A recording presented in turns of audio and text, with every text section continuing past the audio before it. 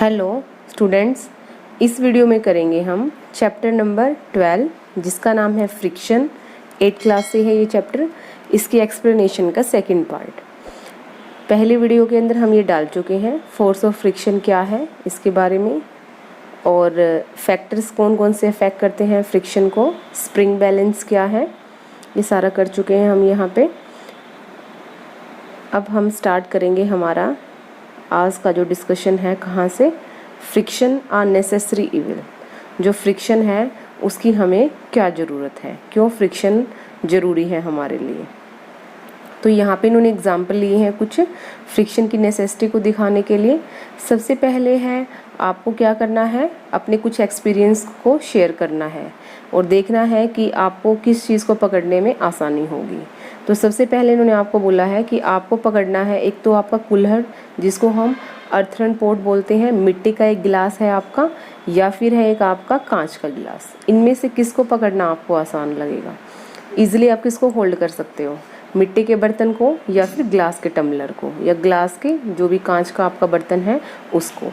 तो आपको जैसे पता होगा कि जो मिट्टी का बर्तन है, जो मिट्टी का ग्लास है, उसको होल्ड कर पाना इजी होगा। ऐसा क्यों है? क्योंकि उसके ऊपर जो सरफेस है आपका, वो सरफेस कैसा है, स्मूथ सरफेस है, और स्मूथ सरफेस होने के बाद जो फ्रिक्शन है वो क्या हो जाएगा, कम हो जाएगा, और वो हमारे हाथ में से स्लिप करने के चांसेस क्या हो जाएंगे, बढ़ जाएंगे।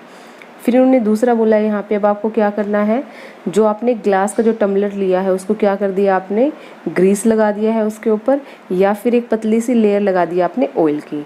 तो उसको पकड़ना और भी ज़्यादा क्या हो जाएगा, मुश्किल हो जाएगा। पहले तो मान लिया कांच का ग्लास है, उसके ऊपर हमने दोबारा क्या लगा दिया है, एक तो स्मूथनेस पहले ही है, फिर हमने कुकिंग ऑयल लगा दिया उसके ऊपर, ठीक है, खाना जो पकाते हैं, जो तेल यूज़ करते हैं, या फिर उसके ऊपर हमने ग्रीस लगा दिया। तो उसको होल्ड कर पाना क्या हो जाएगा, बहुत ही ज़्यादा मुश्किल। Just think, would it be possible to hold the glass at all if there is no friction. क्या आपके लिए पॉसिबल होगा ग्लास को पकड़े रखना अगर ग्लास और आपके हाथ के बीच में कोई फ्रिक्शन ना हो? तो ऐसा पॉसिबल ही नहीं है कि हम किसी चीज़ को पकड़ पाएँ और वहाँ पे फ्रिक्शन ना हो। नेक्स्ट देखिए, recall also how difficult it to move on a wetty muddy track और वेट मार्बल फ्लोर। तो आपके लिए कितना डिफ़िकल्ट होगा मूव करना, चलना, किसके ऊपर? एक तो है आपका मड्डी ट्रैक, ठीक है, मड्डी मतलब एक तरह से दलदल की तरह लगा लीजिए आप, और एक है आपके पास जो फ्लोर है, मार्बल का फ्लोर है, उसके ऊपर भी पानी डाल दिया गया है। तो इन दोनों सिचुएशन में आपके लिए चलना क्या हो जाएगा, बहुत ही ज़्यादा मुश्किल हो जाएगा। Can you imagine being able to walk at all if there is no friction? अगर कोई फ्रिक्शन ना हो तो क्या आप चल पाएंगे? नहीं चल पाएंगे, क्योंकि चलने के लिए भी हमारे पैर और जो ज़मीन है आपकी उसके बीच में फ्रिक्शन होना क्या है, ज़रूरी है। You couldn't write with a pen और pencil if there is no friction. आप फ्रिक्शन के बगैर किसी भी पेन और पेंसिल का यूज़ करके आप कुछ भी वर्ड नहीं लिख पाएंगे। When your teacher is writing with chalk on the blackboard, its rough surface rub off some chalk particles which stick to the board। देखिए होता क्या है, जब आपने देखा होगा आपके टीचर जब चौक से लिखते हैं तो जो चौक है और जो आपका बोर्ड है उनके बीच में क्या होता है, रबिंग होती है, और जो बोर्ड है वो रफ सरफेस होने की वजह से वो कुछ एक जो आपके चौक के पार्टिकल्स हैं वो क्या होते हैं, रफ सरफेस के ऊपर स्टिक कर जाते हैं। उसके बाद नेक्स्ट देखिए, ब्लैक बोर्ड के साथ स्टिक कर जाएंगे। Could it happen if there is no friction between the chalk and the board? अगर चौक और बोर्ड के बीच में कोई फ्रिक्शन ही ना हो तो क्या आपके टीचर बोर्ड के ऊपर लिख पाएंगे? बिल्कुल भी नहीं लिख पाएंगे। If an object start moving it would never stop if there is no friction. देखिए कितनी इंपॉर्टेंट लाइन बोली है इन्होंने यहाँ पे, हमारा चलना क्या होगा, मुश्किल हो जाएगा, ठीक है, मतलब हम चल ही नहीं पाएंगे एक तरह से बोल सकते हैं, और चल पड़े तो हम रुक भी नहीं पाएंगे अगर फ्रिक्शन ना हो तो। Had there been no friction between the tires of the automobiles and the road, they could not be started or stopped or turned to change the direction of the motion। अगर आपके automobile हैं उनके tyre और road के बीच में friction ना हो तो ना तो वो चल पाएंगे, स्टार्ट हो पाएंगे, ना वो रुक पाएंगे, और ना ही वो अपने डायरेक्शन को चेंज कर पाएंगे। तो देखिए हमारी लाइफ में, डेली लाइफ में कितना कुछ इम्पोर्टेंट रोल है फ्रिक्शन का।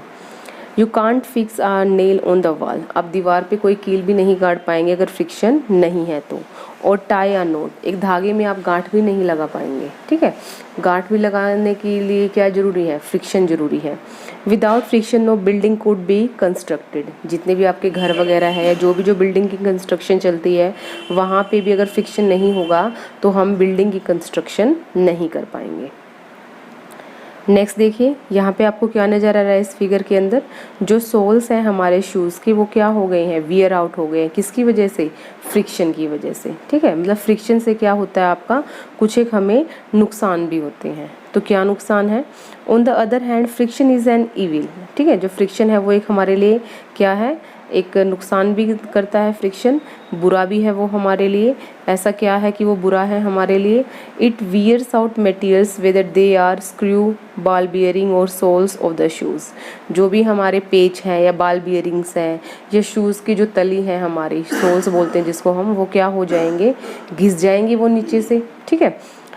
You must have been seen worn out steps of foot over bridges at the railway station. जो रेलवे स्टेशन के ऊपर जो ब्रिजेज होते हैं वहाँ पे आपने चेक किया होगा, जो उनकी स्टेयर्स होती हैं वो कैसी होती हैं, वो घिस जाती हैं, ठीक है। तो ये किसकी वजह से हो गया, यहाँ पे फ्रिक्शन की वजह से। Friction can also produce heat, friction से क्या होता है, हीट भी प्रोड्यूस होती है, गर्मी प्रोड्यूस होती है। ये आपने किया भी होगा, जैसे सर्दियों में क्या होता है, जब हमें ठंड लगती है तो हम क्या करते हैं, अपने दोनों हाथों को रगड़ते हैं और रगड़ने के बाद हमें कैसी फीलिंग आती है, गर्मी की फीलिंग आती है। तो वो किसकी वजह से है, वो गर्मी की जो फीलिंग आई हमें फ्रिक्शन की वजह से। माचिस जलाते हैं आप किसी रफ सरफेस पे, उसको क्या करते हैं, स्ट्राइक करते हैं, रगड़ते हैं और वो क्या पकड़ लेती है, आग पकड़ लेती है। तो ये भी किसकी वजह से, आपका फ्रिक्शन की वजह से। You might have observed that the jar of the mixture become hot when it run. It produces heat. आपने देखा भी होगा, जब हम जो मिक्सर यूज़ करते हैं घर में किचन के अंदर, जब उसको हम यूज़ करते हैं तो वो क्या हो जाता है, वो गर्म हो जाता है। तो उसके पीछे भी क्या है, वो किस वजह से गर्म हुआ है, हीट के प्रोडक्शन की वजह से। You can cite various other example in which friction produce heat. तो ऐसे आप बहुत एग्जाम्पल बता सकते हैं जिसमें फ्रिक्शन क्या प्रोड्यूस करता है, हीट। एक तो यही एग्जाम्पल हो गया हैंड को रबिंग वाला, दूसरा आपको ये माचिस को दिखाया गया है कैसे जलाया गया है यहाँ पे रब करके। और एग्जाम्पल देखिए क्या है, In fact, when a machine is operated, heat generated cause much wastage of energy. जब हम मशीन को ऑपरेट करते हैं, मशीन चलाते हैं, तो उस टाइम पे क्या होता है, हीट की वजह से, जो फ्रिक्शन की वजह से जो हीट जनरेट हुई है उसकी वजह से हमारी बहुत सारी एनर्जी हीट को बनाने में यूज़ हो जाती है। और जो एफिशिएंसी होती है हमारी मशीन की, वो उतनी पर्टिकुलर एफिशिएंसी नहीं रहती है। तो हमें क्या करना पड़ता है, फ्रिक्शन को कम भी करना पड़ता है। तो कौन से तरीक़ों से हम फ्रिक्शन को कम कर सकते हैं और कहाँ हमें ज़रूरत होती है फ्रिक्शन को कम करने की और ज़्यादा करने की। तो आपको यही बताया गया है, इंक्रीजिंग एंड रिड्यूसिंग फ्रिक्शन, कहाँ पे फ्रिक्शन को इंक्रीज़ करना है और कहाँ पे फ्रिक्शन को डिक्रीज़ करना है। इसको पढ़ने से पहले आप खुद सोचिए कि कहाँ पे हम करते हैं फ्रिक्शन को इंक्रीज़ और कहाँ पे उसको डिक्रीज़ करते हैं। तो लेट्स स्टार्ट करते हैं अभी हम। देखिए क्या है, you have ever thought that why the sole of the shoe is grooved. आपने देखा होगा जो हमारे शूज़ होते हैं उनकी जो नीचे वाली तली होती है वो कैसी होती है, ग्रूव्ड होती है। दिखाई दे रहा है आपको, ये ग्रूव्स मतलब कुछ डिज़ाइंस होते हैं। तो ये किस वजह से किए जाते हैं, ये ग्रूविंग किस वजह से की जाती है, ताकि हमारे जो शूज़ हैं वो अच्छी तरह से ज़मीन के साथ ग्रिप बना पाएँ, हम जल्दी से फिसल ना जाए।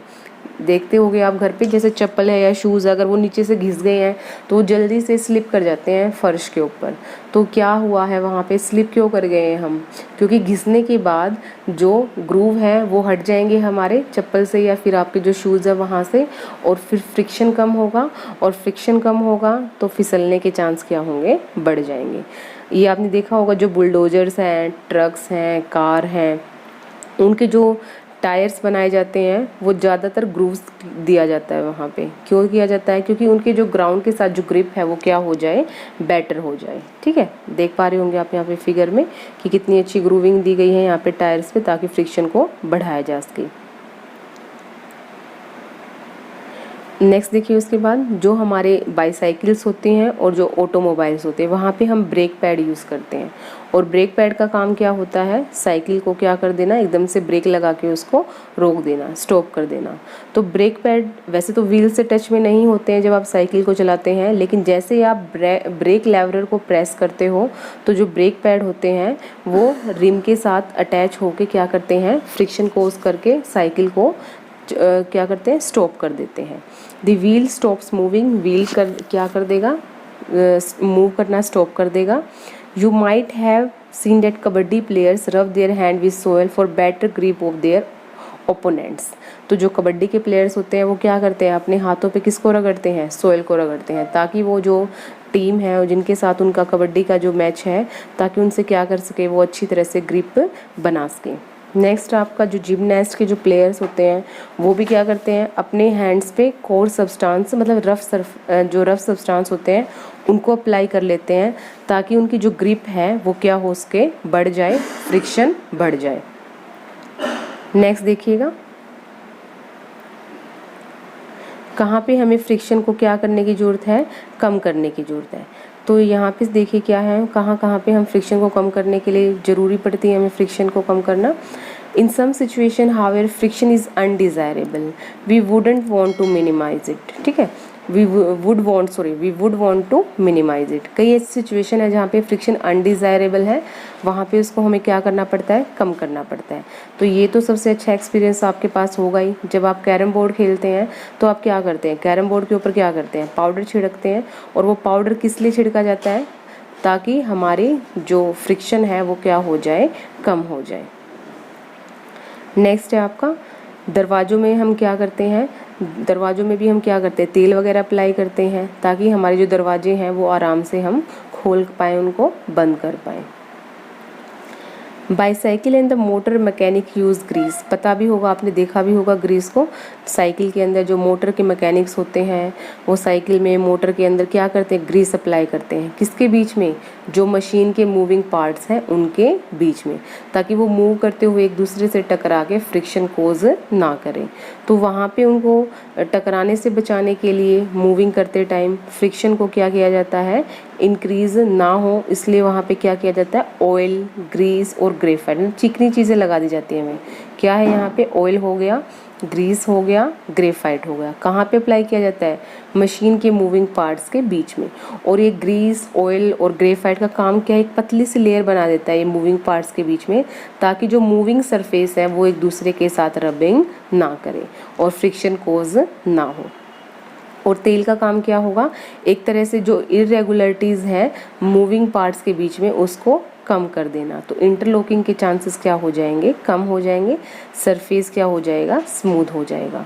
तो आगे आपकी डेफिनेशन है, लुब्रिकेंट्स किसको बोलते हैं।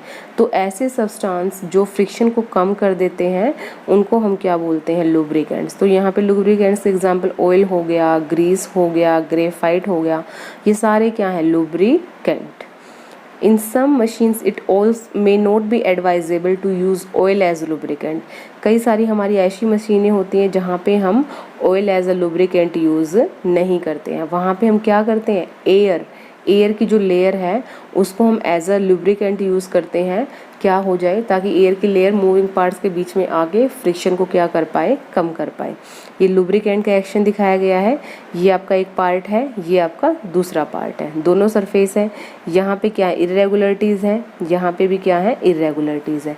जब ये दोनों के कॉन्टैक्ट में आएंगे तो इरेगुलरिटीज़ बढ़ेंगी, तो फ्रिक्शन क्या हो जाएगा, बढ़ जाएगा। इसलिए क्या किया जाता है, इसके बीच में क्या अप्लाई कर दिया जाता है, लुब्रिकेंट। तो आपको बीच में जो ये सरफेस नज़र आ रहा है, ये ऑयल, ग्रीस या फिर क्या हो सकता है आपका ग्रेफाइट या फिर लेयर ऑफ एयर, ये क्या करेगा, इन दोनों के सरफेस को एक दूसरे के साथ कनेक्ट नहीं होने देगा और फ्रिक्शन क्या होगा आपका, इंक्रीज नहीं होगा। तो फ्रिक्शन को डिक्रीज करने के लिए किसका यूज़ किया जाता है, लुब्रिकेंट्स का यूज़ किया जाता है। नेक्स्ट है, बूजो यहाँ पे पूछना चाह रहा है आपसे कि क्या कभी ऐसी सिचुएशन हो सकती है कि हम कितना भी पॉलिश करके, कितना भी लुब्रिकेंट लगा के किसी दो सरफेस के बीच का फ्रिक्शन हम ज़ीरो कर दें। ये पॉसिबल नहीं है। फ्रिक्शन को कभी भी ज़ीरो नहीं किया जा सकता, कभी भी फ्रिक्शन को कम्प्लीटली एलिमिनेट नहीं किया जा सकता। आप स्मूथनेस बढ़ा सकते हैं, ठीक है। आप चिकनाई लगा के, ऑयल लगा के स्मूथनेस तो आप बढ़ा सकते हैं, लेकिन आप फ्रिक्शन को परफेक्टली ज़ीरो नहीं बना सकते। ठीक है, तो कोई ना कोई उनके बीच में इरेगुलरिटीज़ ज़रूर बच जाएंगी, चाहे आप कितना भी वहाँ पे लुब्रिकेंट यूज़ क्यों ना कर लें। तो आपको पता चल गया होगा यहाँ पे फ्रिक्शन को कभी भी ज़ीरो नहीं किया जा सकता। नेक्स्ट उसके बाद क्या है, व्हील्स रिड्यूस फ्रिक्शन। व्हील से क्या होता है, जो फ्रिक्शन है वो क्या हो जाएगा, कम हो जाएगा। तो देखिए एक ये जो बच्चा है इसके हाथ में क्या है, ट्रॉली है। तो जो रोलिंग ट्रॉली है इसके हाथ में, जो रोलिंग बैग है, तो यहाँ पे क्या होगा, इसको आराम से कैरी कर सकता है ये, क्योंकि फ्रिक्शन क्या हो गया है यहाँ पे, जो सरफेस है, ठीक है, ज़मीन है जो हमारी और जो व्हील्स की जो सरफेस है इसके बीच का फ्रिक्शन क्या हो गया है, कम हो गया है। जैसे कि आप जानते होंगे रोलिंग फ्रिक्शन सबसे कम होगा, उसके बाद आपका स्लाइडिंग फ्रिक्शन और सबसे ज़्यादा होगा आपका स्टैटिक फ्रिक्शन। ठीक है, तो मतलब ये फ्रिक्शन क्या करेगा, आपको आराम से किसी ऑब्जेक्ट को मूव करवाने में हेल्प करेगा, क्योंकि कम लगेगा तो क्या होगा, आपको प्रॉब्लम नहीं आएगी ऑब्जेक्ट को कैरी करने में। तो यही बताया गया आपको। जो लगेज जिसके ऊपर क्या लगा दिए जाते हैं, रोलर्स लगा दिए जाते हैं, व्हील्स जो रोलर्स के फॉर्म में होते हैं, तो क्या करते हैं, उनको आराम से हम कैरी कर सकते हैं, कोई बच्चा भी उसको पुल कर सकता है इजिली लगेज को। नेक्स्ट देखिए उसके बाद एक एक्टिविटी है यहाँ पे। इस एक्टिविटी में क्या किया गया है, कुछ एक पेंसिल्स का यूज़ किया गया है, और जो पेंसिल्स हैं वो किस शेप की हैं, सिलेंड्रिकल। देख पा रहे होंगे आप एक्टिविटी में यहाँ पे पेंसिल क्या है, किस शेप की है, सिलेंड्रिकल शेप की है। पेंसिल्स को नीचे रखा गया है, इसके ऊपर रखा गया है एक किसको, बुक को रख दिया गया है, और बुक कैसी है, हैवी है। तो एक तो आपको क्या करना है, यहाँ पे नीचे जो पेंसिल्स यूज़ की गई हैं उसके ऊपर बुक रखना आपको, और फिर आपको क्या करना है, बुक को पुश करना है। तो बुक को पुश करना बहुत ही आसान हो जाएगा जब हमने नीचे पेंसिल्स को एज अ रोलर यूज़ किया है। ठीक है, बुक को मूव करना इजी हो जाएगा। लेकिन अगर हम इसी बुक को नीचे उतार दें पेंसिल से और हाथ से इसको हम पुश करें, तो उसको पुश करना क्या हो जाएगा, थोड़ा मुश्किल होगा। ठीक है, तो यहाँ पे पुश करना आसान क्यों हुआ है, क्योंकि फ्रिक्शन कैसा हो गया है, जो बुक है और जो सरफेस है टेबल का उसके बीच में रोलिंग फ्रिक्शन, और रोलिंग फ्रिक्शन क्या होता है, सबसे कम। तो इसका यूज़ कहाँ किया जाता है रोलिंग फ्रिक्शन का, कि जो हैवी मशीनरी होती है उनको मूव करवाने के लिए एक प्लेस से दूसरी प्लेस पे उसके नीचे क्या लगा दिया जाते हैं, रोलिंग लगा दी जाती है, ताकि वो क्या कर पाए, आराम से उसको हम एक जगह से दूसरी जगह पे कैरी कर पाए। रीड कर लेंगे आप एक बार इस एक्टिविटी को। यहाँ से आगे है फिर आपकी रोलिंग फ्रिक्शन की डेफिनेशन। तो रोलिंग फ्रिक्शन क्या होता है, जब एक बॉडी का सरफेस दूसरी बॉडी के सरफेस पे रोल करेगा तो उस टाइम पे जितना रेजिस्टेंस लगेगा मोशन को रोकने के लिए, तो उस रेजिस्टेंस ऑफ मोशन को हम क्या बोलते हैं, रोलिंग फ्रिक्शन। ठीक है, तो रोलिंग से क्या हो जाएगा, फ्रिक्शन कम हो जाएगा और ऑब्जेक्ट को मूव करना क्या हो जाएगा, आसान हो जाएगा। और इसलिए जो लगेज होते हैं उनके नीचे क्या फिट कर दिए जाते हैं, रोलर्स फिट कर दिए जाते हैं। और जो रोलर्स हैं, मतलब जो एक तरह से आप बोल सकते हो जो व्हील्स की हमारी डिस्कवरी हुई है, वो हमारे लिए सबसे ज़्यादा, मैनकाइंड के लिए क्या है, सबसे ज़्यादा इम्पोर्टेंट इन्वेंशंस में से एक है। नेक्स्ट आपका स्लाइडिंग फ्रिक्शन के बारे में बताया गया है। स्लाइडिंग फ्रिक्शन रोलिंग फ्रिक्शन से क्या होगा, थोड़ा ज़्यादा होगा। तो स्लाइडिंग फ्रिक्शन में क्या होगा, इसमें बोला है इन्होंने कि जहाँ पे बॉल बियरिंग वगैरह है, ठीक है, जहाँ पे रोलिंग फ्रिक्शन यूज़ नहीं कर पाते हम, तो वहाँ पे हम कैसा फ्रिक्शन यूज़ करते हैं, स्लाइडिंग फ्रिक्शन। एग्जाम्पल दिए गए हैं हमें स्लाइडिंग फ्रिक्शन के यहाँ पे। नेक्स्ट आपको दिख रहा है यहाँ पे बॉल बियरिंग्स रिड्यूस फ्रिक्शन। तो यहाँ पे बॉल बियरिंग से क्या होगा, जो बेरिंग वगैरह हम यूज़ करते हैं तो ये क्या करते हैं, फ्रिक्शन को रिड्यूस कर देते हैं। नेक्स्ट है आपका फ्लूइड फ्रिक्शन। फ्लूइड फ्रिक्शन क्या है, साइंस की लैंग्वेज में ये फ्लूइड क्या है, ठीक है। तो जब भी आप पानी के अंदर जाते हैं या हवा में जब आप चलते हैं, तो उस टाइम पे हवा क्या करती है, आपके ऊपर फोर्स लगाती है, ठीक है, आपके ऊपर फोर्स अप्लाई करती है। हवा कैसी है, बहुत ही लाइट है और पतली है, तो जो हमारे ऊपर वो फोर्स लगाती है तो उसको हम क्या बोलते हैं, फ्लूइड फ्रिक्शन। ठीक है, और फ्लूइड फ्रिक्शन किसको बोला जाता है, जब एयर प्रेशर लगाए, मतलब फोर्स लगाए हमारे ऊपर, या फिर वाटर हमारे ऊपर प्रेशर या फोर्स लगाए, तो उसको हम क्या बोलते हैं, फ्लूइड फ्रिक्शन बोलते हैं। मीन्स साइंस के टर्म में जो गैसेज हैं, एयर में आपकी गैसेज ही आ जाएंगी, और जो लिक्विड्स हैं, वाटर है या कोई भी लिक्विड है, जब वो आपके ऊपर फोर्स लगाते हैं तो उसको हम क्या बोलते हैं, फ्लूइड फ्रिक्शन बोलते हैं। ठीक है, So we can say that fluid friction exert force of friction on object in motion through them. तो fluid friction क्या करता है, ऑब्जेक्ट के मोशन को कम करता है, ठीक है, क्योंकि फोर्स लगेगा तो क्या होगा, हमारा मोशन कम हो जाएगा। फ्रिक्शनल फोर्स को जो कि फ्लूइड्स ने लगाया है, उस फोर्स को हम ड्रैग के नाम से भी जानते हैं। किस नाम से जानते हैं, drag. What is drag, frictional force applied by the fluids, उसको हम क्या बोलते हैं, ड्रैग बोलते हैं। नेक्स्ट देखिए उसके बाद, frictional force on an object is in fluid depend on its speed with respect to the fluid. जो फ्लूइड फ्रिक्शन है वो किसके ऊपर डिपेंड करता है, स्पीड के ऊपर। किसकी स्पीड, ऑब्जेक्ट की स्पीड के ऊपर, कि ऑब्जेक्ट कितनी स्पीड से फ्लूइड के अंदर मूव कर रहा है। The frictional force also depend on the shape of the object. एक तो डिपेंड करता है स्पीड पे, दूसरा डिपेंड करता है ऑब्जेक्ट की शेप के ऊपर, और साथ में नेचर ऑफ द फ्लूइड। जो फ्लूइड जिसके अंदर ऑब्जेक्ट मूव कर रहा है उस फ्लूइड का नेचर कैसा है। It is obvious that when object move through fluids they have to overcome friction acting on them. तो जब ऑब्जेक्ट फ्लूइड के अंदर मूव करते हैं तो उनको क्या करना पड़ता है, फ्रिक्शन जो उनके ऊपर लग रहा है, जो उनकी स्पीड को कम करने की कोशिश कर रहा है, उसको कम करना पड़ता है। क्योंकि अगर फ्रिक्शन ज़्यादा लगेगा तो एनर्जी का लॉस क्या होता है, ज़्यादा होगा, ठीक है। जैसे कि मान लिया हम सिंपल चल रहे हैं और हवा उसी डायरेक्शन में चल रही है जिस डायरेक्शन में हम चल रहे हैं, तो हम ईजिली चलेंगे, ईजिली मूव करेंगे। लेकिन जिस डायरेक्शन में हम मूव कर रहे हैं उसके अपोजिट डायरेक्शन में हवा चल रही है, तो हमारे लिए चलना क्या हो जाएगा, मुश्किल हो जाएगा, क्योंकि हवा हमारे ऊपर क्या लगाएगी, फ्रिक्शन लगाएगी, हमारी एनर्जी को वेस्ट करेगी। तो हम क्या करते हैं, हम मिनिमम फ्रिक्शन लगे हमारी बॉडी के ऊपर, और जो भी ऑब्जेक्ट वाटर के अंदर और एयर के अंदर चलते हैं उनकी शेप को एक तरह से पर्टिकुलर शेप दी जाती है। तो डिज़ाइंस किया गया है साइंटिस्ट के द्वारा इन शेप्स को, स्पेशल शेप्स को। इनको हम बोलते हैं स्ट्रीम लाइन शेप्स। क्या बोलते हैं इनको, स्ट्रीम लाइन शेप, ताकि ये क्या कर पाएँ, ईजिली फ्लूइड फ्रिक्शन को कम कर पाएँ। और ये कहाँ से लिया गया, ये आइडिया कहाँ से आया कि जो शेप है हमारी, जो फ्लूइड फ्रिक्शन को कम करते हैं, वो कहाँ से आया आइडिया हमारे पास, हमारे बर्ड्स की शेप से और फिशेस की शेप से। क्योंकि वो तो हर टाइम क्या करते हैं, फ्लूइड के अंदर ही मूव करते हैं, ठीक है। जैसे फिशेस हो गई पानी के अंदर रहेंगी, बर्ड्स हो गई हवा के अंदर चलेंगे, वो उड़ेंगे वो, तो वहाँ पे उनको क्या करना पड़ता है, हर टाइम फ्लूइड फ्रिक्शन को मिनिमाइज़ करना पड़ता है। तो उनकी बॉडी की शेप ही कुछ इस तरह से है कि उनकी बॉडी की जो एनर्जी का लॉस है वो कम होगा और उनके ऊपर फ्रिक्शन क्या लगता है, कम लगता है। अब देखिए जो एरोप्लेन की शेप है आपकी बुक के अंदर जो फोटो दिखाया गया है, ये शेप आपको किससे मिलती जुलती नज़र आ रही है। देखिए ये बर्ड है आपका यहाँ पे और ये आपका एरोप्लेन है। तो जो एरोप्लेन की जो शेप को डिज़ाइन किया गया है वो किसकी शेप के साथ अकॉर्डिंग डिज़ाइन किया गया है, किसकी शेप से आइडिया लिया गया है, बर्ड्स की शेप से, ठीक है।